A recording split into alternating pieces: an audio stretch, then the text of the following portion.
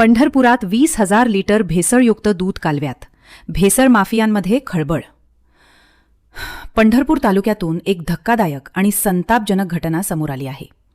तालुक्यातील सुपली परिसरातील उजनी उजवा कालव्यात अज्ञात व्यक्तींनी तब्बल 20,000 लिटर भेसळयुक्त दूध सोडल्याचा प्रकार उघडकीस आला आहे. या घटनेमुळे परिसरात तीव्र दुर्गंधी पसरली असून नागरिकांच्या आरोग्याचा प्रश्न निर्माण झाला आहे. पंढरपूर तालुक्यातील सुपली येथील उजनी उजवा कालवा सध्या चर्चेचा विषय ठरला आहे. कारण या कालव्यात मोठ्या प्रमाणात भेसळयुक्त दूध सोडण्यात आल्याचे समोर आले आहे.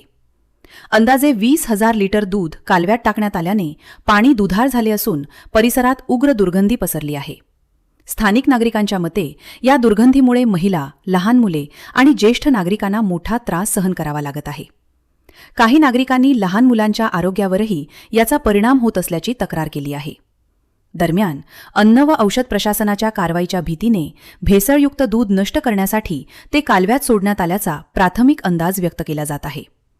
राज्यात दूध भेसळ प्रकरणांविरोधात अन्न व औषध प्रशासनाचे आयुक्त तुकाराम मुंढे यांनी कठोर मोहीम सुरू केल्यानंतर अनेक भेसळ माफियांमध्ये धास्ती निर्माण झाली आहे.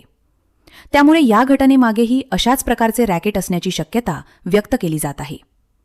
अन्न व औषध प्रशासनाने या घटनेची गंभीर दखल घेतली असून घटनास्थळाची पाहणी करून तपास सुरू करण्याचे संकेत दिले आहेत.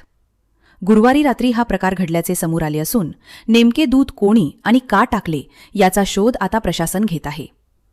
सुपली येथील या घटनेमुळे दूध भेसळीचा मुद्दा पुन्हा एकदा ऐरणीवर आला आहे. नागरिकांच्या आरोग्याशी खेळ करणाऱ्या दोषींवर प्रशासन कोणती कारवाई करते याकडे सर्वांचे लक्ष लागले आहे.